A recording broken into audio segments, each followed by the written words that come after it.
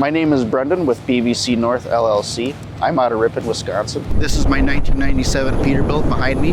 This was built by me and my grandfather over the course of 5 or 6 years. My grandfather started his business in the 1970s. Unfortunately, last year he had to retire. He had diagnosed with dementia.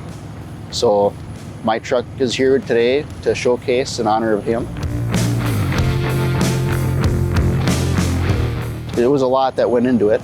It was very beat up when we got it, and there was a lot wrong with it, from electrical, hoses, you name it. There was an issue with it. Pretty much a lot of the stuff that's on here is refurbished or new.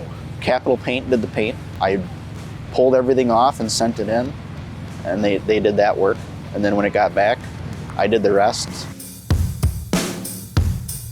I had to redo all the bolts that held the air breathers in because the bolts were all rusted out. You'd try to get something off and it would snap.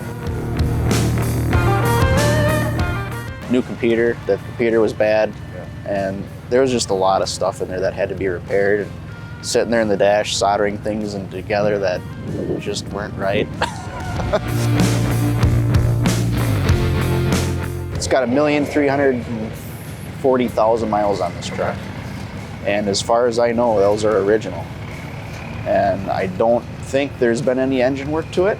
Okay. As far as rebuild. Okay. This has got the Series 60 Detroit. That's a 12.7 liter. New hoses on a lot of the stuff. What kind of transmission? That's got the 13 in it. You know, how'd you come up with the paint scheme? I really liked the green, and I liked the gunmetal color. So I did that. And then originally it was just one thick green decal on top and bottom, that black stripe that was painted in. It looked faded. I didn't like it.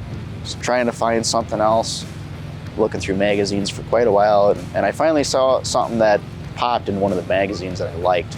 And I kind of went that route with the dual color stripes. Me and Dan from Graphic Sign kind of worked on it together to try to get the color scheme right. Because there's a purple and green flake in the gunmetal gray, and that's where that came from. So, and I always been a fan of the green, and that's where the green and purple dual revolution lights came on. And the orange I left. I'm actually running prototype lights this year from BTS Lighting. They're pretty neat. They crammed a H11 LED bulb in a watermelon light. They're the brightest on the market, and they're the only vented watermelon light on the market today. Those will be released August 18th, so they're pretty sweet.